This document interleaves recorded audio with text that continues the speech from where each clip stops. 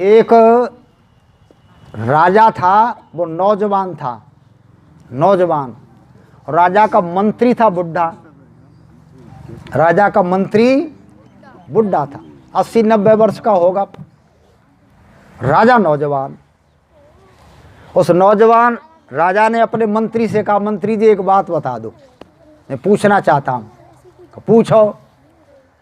कि मुझे आप लोग देख रहे हैं और आपके सानिध्य में हूँ, मेरे पिता को भी आपने देखा, मेरे बाबा को भी देखा, और तुम मंत्री हो। ये बताओ मेरा राज्य आपको कैसा लगता है?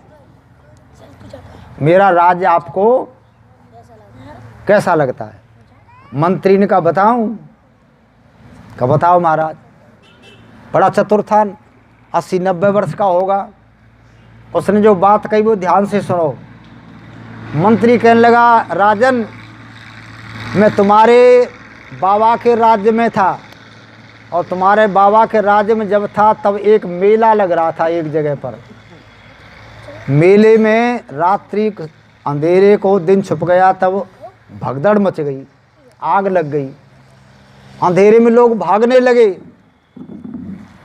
तो एक लड़की जो है बहुत सुंदर, स्वस्थ और जेवर पहने हुए दौड़ती हुई चली आई अंधेरे में।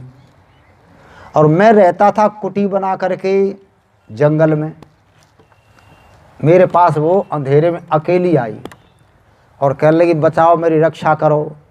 मेले में भगदड़ मच गई, साथ के आदमी बिछुड़ गए, अंधेरे में कोई किसी को कहाँ मिले। मेरे आश्रम में आई तो मैंने कहा घबराओ मत, चिंता मत करो, अब यहाँ रहो, सवेरे चली जाना जहाँ तुमको जाना है। उसने जेवर पहन रखे थे, मैंने उसकी व्यवस्था की, खाने पीने का इंतजाम किया और उसको रहने के लिए अपने आश्रम में उसे सुला दिया। मैं बाहर कुटी के अपने उसकी रक्षा के लिए बाहर सो गया, देखता रहा। साधु भी टाइप का आदमी था। सवेरे होते कहा बेटी अपने घर को जाओ। वो लड़की चली गई। तेरे बाबा का राज था, मैंने उसकी सुरक्षा की। समय निकल गया, तेरे बाबा खत्म हुए, तेरे बाप का राज्य आया। तेरे बाप का राज्य आया तो मेरे मन में एक बात आई कि तैने बहुत बड़ी गलती की। वो लड़की जो तेरे यहाँ आई थी अकेली थी, बहुत जेवर था उसके पास, बहुत जेवर था। उस जेवर को छुड़ा लेता, तमाचे मारता, भगा देता तो आज तू बहुत धनी हो जाता। ये तेरे बाप के राज्य में मेरे विचार आए, गलती की, धनवान हो जाता, सोना चांदी ले लेता। चला गया। मैं सोचता रहा तेरे बाप का राज्य खत्म, अब तेरा राज्य आया है। अब मैं सोचता हूँ को हो तैने बड़ी गलती की। उस लड़की को जेवर लेके आई थी, जेवर भी रख लेता, लड़की को भी रख लेता और कितना बढ़िया रहता। अब मेरे ये विचार बनते, अब तू सोच ले किसका राज बढ़िया है जी? अब किसका राज्य ये सोच ले।